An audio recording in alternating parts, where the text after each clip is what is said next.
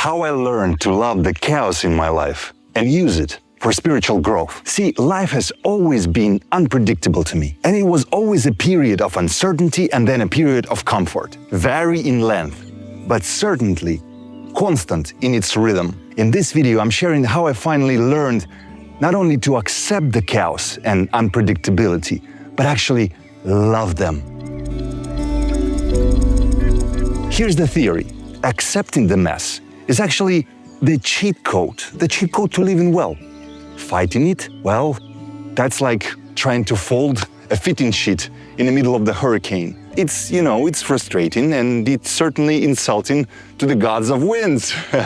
So breathe, let go of that micromanagement, that little voice in your head. Spoiler, that's your ego wearing a project manager headset. Life is not a spreadsheet. You can't pivot table your way out of the existential soup. Stress, anxiety, tension, they love showing up when you demand the universe to follow your personal Pinterest board. But when you stop trying to force order into an inherently disorderly universe, a funny thing happens. Peace. Or at least stress yelling into pillows. You can't control the chaos. You can only control how you show up in it. And honestly, that's enough, because the only variable you've got admin rights to is you. Yeah, Max, we already know the theory. Do you have any practical advices? Steps? Absolutely. In August 2024, I was supposed to have a major project. I was working in the film industry in Los Angeles, and the project was with Mr. Al Pacino, a living legend, a big film, a big project, and me. And then I got fired from it. At the time, it felt like a huge tragedy, a major catastrophe, total chaos. What was I supposed to do? I had prepared so much. I joined the union specifically for this project. I invested a lot of money into equipment. What do I do now? This happened in May, which allowed me 2 months of anxiety and stress. It was like overthinking Disneyland for my ego. But when August arrived, that August completely changed my life. Total spiritual transformation, finding my purpose, fixing everything in my life. And now I understand.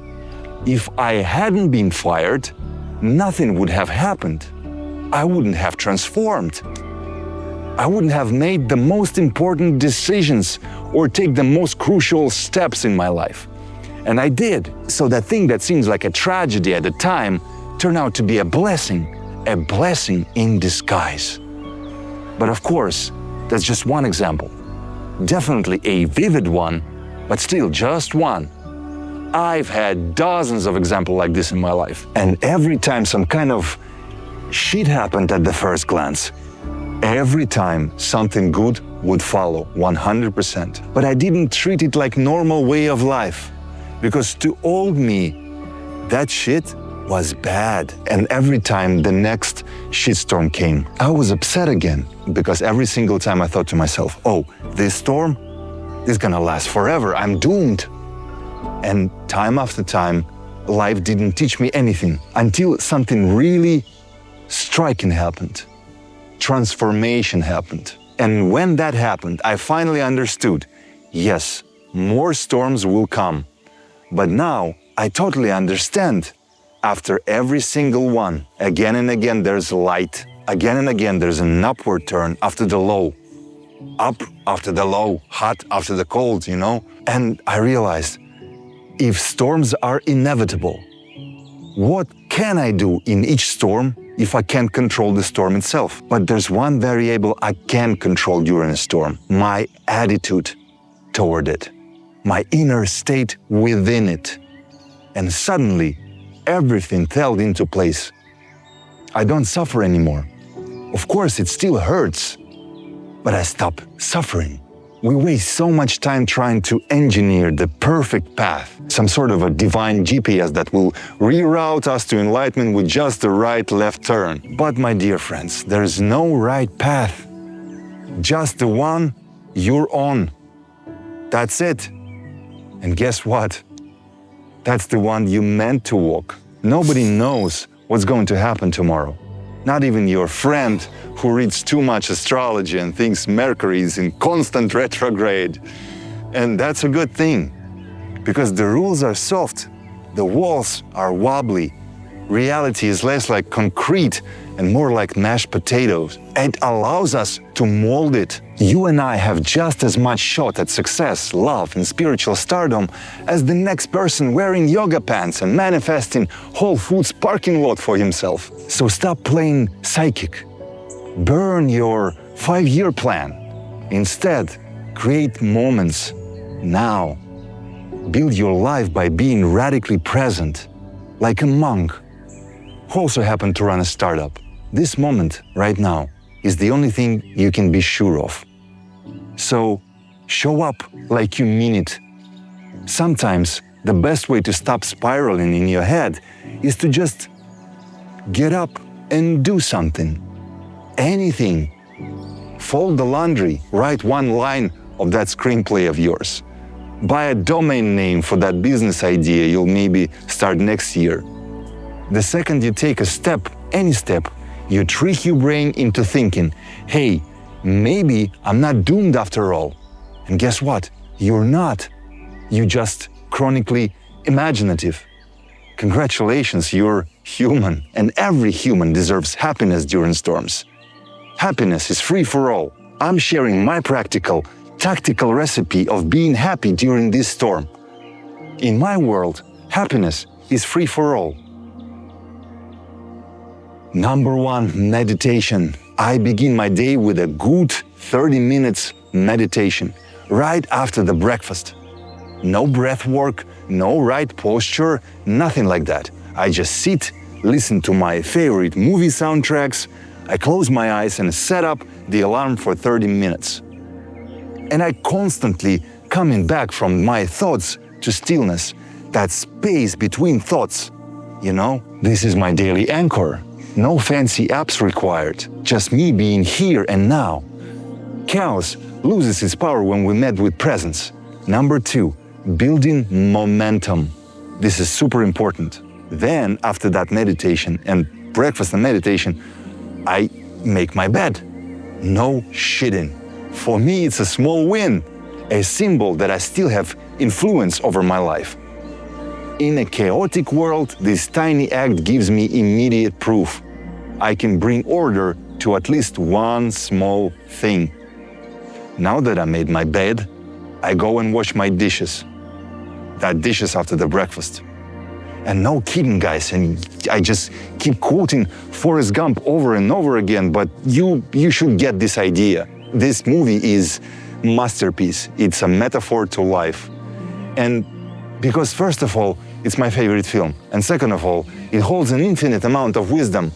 Go and watch it again. My mom always said life was like a box of chocolates.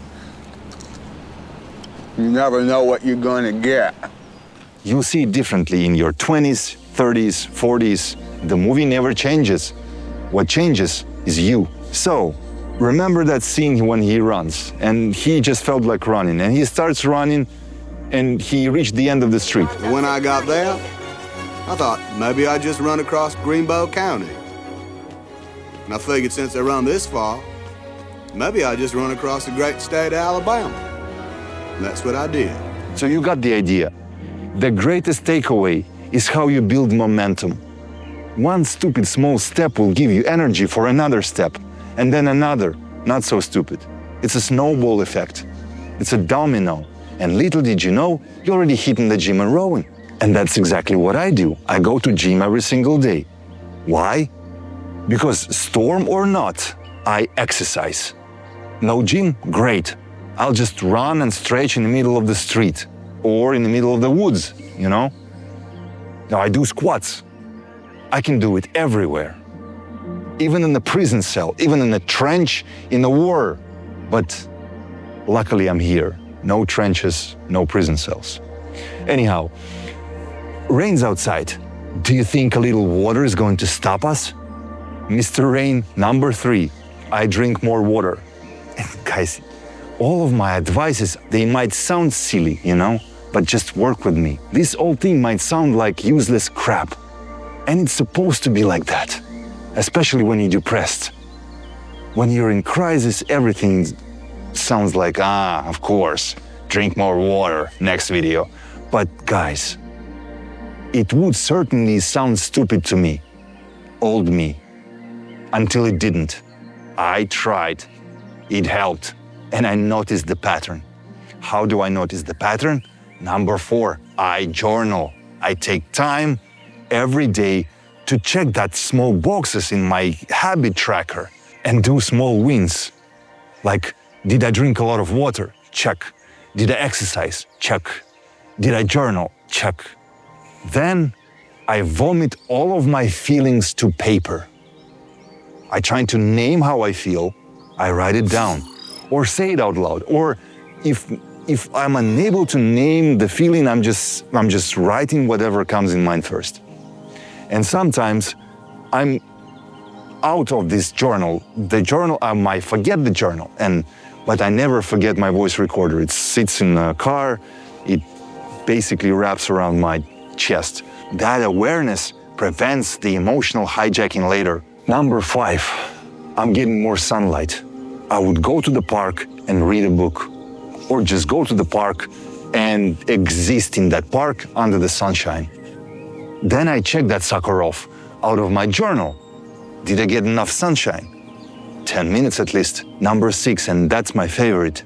At the end of the day, I will take my time and I will thank myself for checking all of those check boxes, for doing so many good things despite this shitstorm. And I know that even if tomorrow that hurricane will continue, it's the way in life, so what? I'll repeat, I'll meditate, I'll build momentum, and I still show up every single day. And at the end of the day, I thank myself. And then storm will stop, as it was every single time. It's storm and then stillness, and then storm and then stillness. So what? It's life. Life is a roller coaster, ups and downs. And that down, it's never gonna be infinite. Because the moment it will be infinite, it will become constant. And that contradicts the law of the universe. Nothing is constant, everything changes. So now in that storms, I'm unsinkable Jenny shrimping boat. And after that, shrimping was easy. So guys, to boil that list down to one most important pro tip in a form of an elevator pitch would definitely be build momentum. Start small. That's it, that's how you survive that storm every single time. It's strange how one simple step can change everything. It's almost like imperceptible at the time, but it changes everything. You don't always notice it when it happens. It's just a choice. A small moment, a shift in direction, but like tossing a stone into a still pond, that one small move sends ripples outward. And those ripples touch other parts of pond, touch other parts of life. You don't even know we're connected. One action opens the door to another. One yes leads to a conversation, which leads to a detour, which leads to something unexpected and real. And before you know it, you've landed somewhere you never planned to be. But somehow, it's exactly where you needed to go, where you needed to be. That's the beauty of every single storm. That's the part we forget. We convince ourselves that if we just plan well enough, map it all out, make the right moves, in the right order, we'll get where we're supposed to be. That's wrong. But the truth is, none of us really got here that way. The real path is almost never linear. It's zigzag, it's chaotic, it's full of wrong turns and lucky breaks, quiet instincts and gut feelings. And you follow those without knowing why. Side quests in this game of life. Look closely at where you are right now. Really look. And you'll see a story that's more vivid and more alive than any plan you ever wrote down. You'll see that some of the most meaningful people in your life showed up by accident. You'll see that some of your biggest breaks came from moments that on paper looked like setbacks, but in reality they were blessings. You'll realize that the job, the relationship, the opportunity, the idea, you didn't earn them in some clean, logical way, like those crickets interfering my sound. You're okay, guys. You're part of life. None of this going to be perfect. And I'm good with that. I'm not going to spend another day trying to find the location without the crickets. So enjoy those crickets. You collided with them. You stumbled into them. You said yes when you could have said no. You got lucky. And that doesn't make that game of your life any real. It just makes it more beautiful. So maybe the point isn't to figure it all out. Maybe it's just to keep stepping, keep showing up, keep throwing those little stones in the pond, in the water, not knowing what ripple will touch next, because that's how life actually works. Not in a perfect plans, but in motion, in chance, in presence, in trust. And when I figured how it all works, I asked my favorite question: why? Why God throws me this flat tire in the middle of nowhere? And I started looking for answers. You remember, I'm a friggin' nerd, and I think I found an answer. Your mind is a muscle, and like any other muscles, it needs resistance to grow. You don't develop biceps by petting puppies, though highly recommended for emotional recovery. You lift heavy stuff, you grunt, you struggle. Same with the mind. It doesn't grow from just reading quotes on Instagram. It grows when life slaps you with a plot twist you didn't see coming. Chaos is resistance training for your soul. Breakup? That's deadlift. Job loss? Squat that existential crisis. Surprise taxes? Congratulations, that's your core workout. See, uncertainty is the universe version of the personal trainer. It makes you do things you never thought you could. It yells in your face, 5 more reps of that fate. Breathe through that discomfort. And just like that, your inner strength starts benching more than your ego ever could. In moments of chaos, your potential doesn't disappear. It just gets cornered. And when it's cornered, it fights back. It transforms.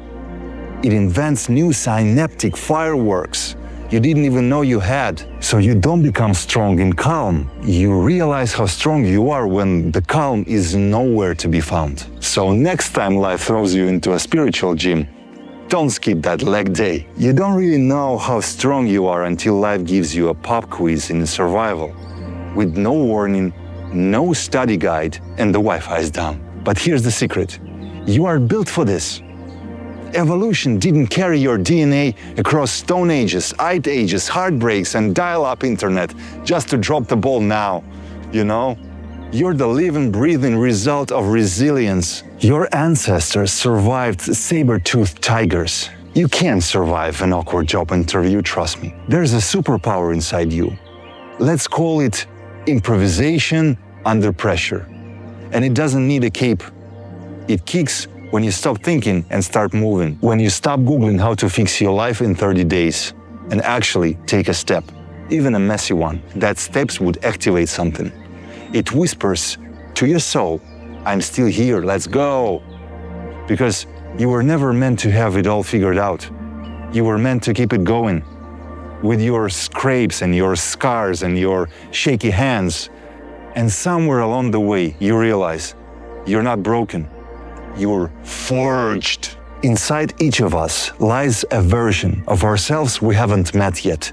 A better parent, a magnetic leader, a kinder partner, a weirder artist, a wiser friend, a person who finally learned how to meditate without peeking every 30 seconds to check if it's working. But that version, it doesn't just show up because you lit a candle and yelled your intentions to the moon. No, it arrives when you do something different. When you say, okay world, you're ugly, so am I, let's dance, Nirvana. Oh my God, Kurt Cobain figured it all out in the 90s. Unbelievable. The people who change the world, or even just their neighborhood, aren't born with special DNA. They just step into storm with one thought. Maybe, just maybe, Earth needed the plastic. That is one of my favorite jokes. Maybe, just maybe, I can do some good even here, even now. That's the game. That's the invitation. Accept the chaos. Move forward anyway. Because the world doesn't need perfect people. It needs activated people. And your version of greatness, it's not supposed to look like anyone else's. It's supposed to look like you. A little scruffy, a little confused, but glowing. Sometimes life throws you into a blender, no lid, full speed. And while you're spinning around thinking, why this is happening to me? The universe whispering, hang on, I'm making you into something beautiful, unpredictable, messy, painful events like divorces, job losses, flat tires in the middle of nowhere. They're not just random punishments. They're invitations. They crack open the shell of your comfort zone and force you to get on with the thing you know you're supposed to be doing, but have been avoiding like a jury duty. Whether it's launching that business, finally opening your heart to another love, or just, I don't know, learning to sit still without checking your phone every 3 seconds, for God's sake. Chaos pushes you. And if you lean into it, you change. You become someone who notices birds, who listens better. Where's that crickets? Nice to meet you as well. Who stops needing everyone's approval just to exist. So yes, chaos is uncomfortable. But also, congratulations, you're transforming. Thank you for watching, guys. As usual, I'm Max, your spiritual Lieutenant Dan, who finally made peace with God after that storm. And if you're watching this in the middle of your storm, remember, after that, shrimping was easy.